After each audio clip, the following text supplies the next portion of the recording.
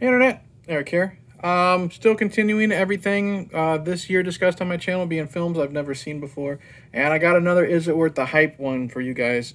I kind of like what I did with Willow a few weeks ago. "Is It Worth the Hype" is where I take a film where it seems like every single person that I'm talking to or I read about loves the film, whether it's my friends, the people I talk to just concerning movies, critics, the community. I like community, whatever. And then I discuss, in my opinion, is it worth the hype? In my opinion, doesn't mean jack shit. Today is going to be one that everyone has been telling me to see, and almost everyone. There's that one person, she knows who she is if she's watching this, that did not really care for this film. Today I'm talking about 2023's Late Night with the Devil. Now, if you're new to my channel, welcome. I discuss plot spoilers, specific scenes, what have you. And like I just said, if it came out in 2023, it's now on Shudder. There are spoilers, so you're taking your chance watching this video. Is it worth the hype? Let's see here. Critic-wise, I have it written down. Late Night at the Devil, 97% from critics on Rotten Tomatoes, 81% from the audience, 7.1 out of 10 on IMDb, and Metacritic, 72%. So, but everyone I hear is telling me, you gotta see this. This is awesome. Blah, blah, blah. Frenzy, I believe, said he went and saw it and they gave it a standing ovation in the theaters. So that's what got me very interested. Plot of this is it's 1977 and we're following, what the hell is his name? David Dalmakian. I'm probably butchering his name. He was Polka Dot Man in the Suicide Squad. He was in Last Voyage of the Demeter. The dude's everywhere now, okay? He's even got a TV show or some type of internet show where he's interviewing people while they both lay in coffins. That's fucking weird. Anyway, he's playing this late night talk show host who is actually very successful. He's very successful in the 70s, but he just can't get to be as good as like Johnny Carson, you know what I mean? So he's going through some tough times. He loses his wife to cancer. And he finally comes back after taking like a month off. He comes back and he's still doing decent in the ratings. And he thinks he can wow everybody with this Halloween special where he talks to supposedly a girl that is possessed by the devil or a demon to a lesser extent. And this is all in, well, we'll get to it. This is supposedly like found footage. This is the last footage that was shown on television, what have you. First off, let's get to it. David, I'm just going to call him David. I'm not going to butcher his last name. He was really good in this. I liked how, well, first off, let's not get to him. I liked how it started off, how this did feel like a documentary. You know what I mean? We had opening narration. They were telling us who this character was. We were getting all the exposition within maybe 10, 15 minutes. And it was just his backstory, how he came into prominence, tragedy with his wife, the ratings, what he wants to do, and then it's setting up the plot for this movie. And I liked how how it was an opening narration, how it looked like documentary footage. It gave me, honestly, a Texas Chainsaw Massacre vibe, like the original and the remake, how they kind of did that. Now let's get to David's performance. He was fantastic. I love how he goes back and forth between obsessed with the ratings. We got to get this done. We got to get this done. To concerned when shit's starting to hit the fan. To pain and anguish and sadness when we're dealing with his wife and her situation. So this guy is very multi-talented. I'm really liking this guy. Like I said, I've said it before. He was really good in Last Voyage of the Demeter. I have a video on that. And I talked about in that how he made someone as lame as the Polka Dot Man in the Suicide Squad to be like the best character that isn't like, a comedic character. But he was great. He's really, really good. He's got great chemistry with everybody. He's got great chemistry with like his little Ed McMahon type of lackey. All the guests, really, really good. The other characters, we have I think she's a therapist or psychiatrist, the one who's caring for the young girl supposedly possessed. I really like her because she is usually full of concern. You believe that she believes. You believe that she knows that there's trouble. You know what I mean? And this is a bad idea. She was great. I like the guy who plays the psychic air quotes, and he's one of these guys that goes to, I'm thinking of a name, Bob, Bobby, Billy, and he is waiting for someone to yell out a name.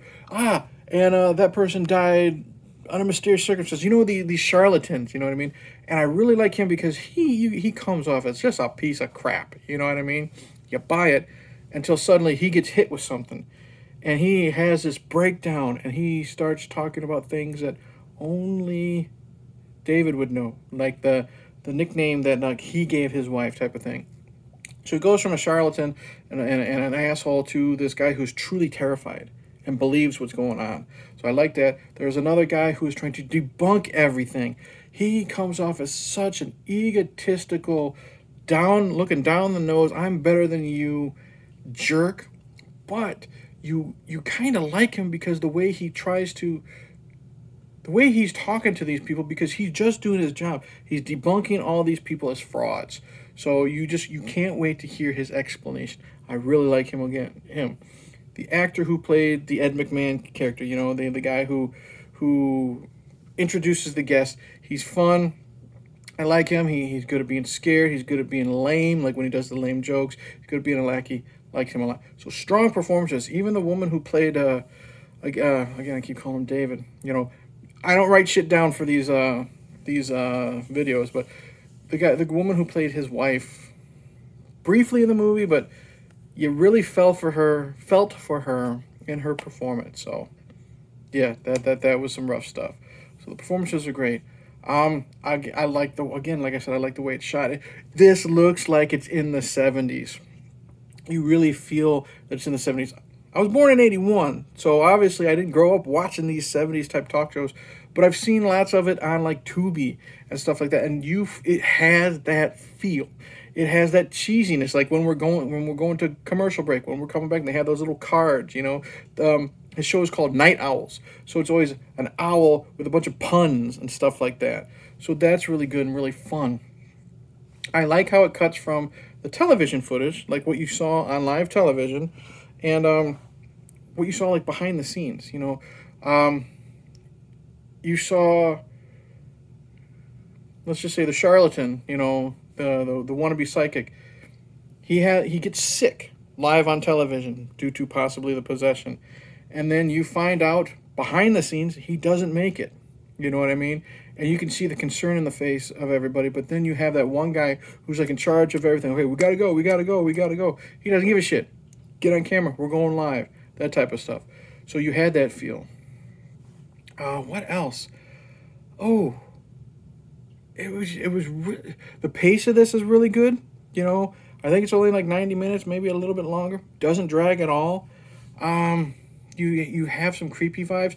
Then now we're going to talk about the girl who's possessed.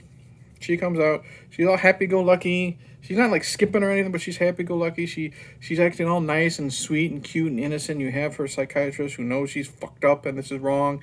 And then there are some scenes where the spirit comes out and it's talking through her. Her face changes a little bit. Her skin breaks. Her voice deepens. This girl does a really good job going back and forth, in my opinion, between the good and the bad. So I like that a lot. My only major qualm with this is like the last 10 minutes. And I already warned you about spoilers, so be fucking prepared. The last 10 minutes, 15 minutes. The hypnotist hypnotizes the Ed McMahon character.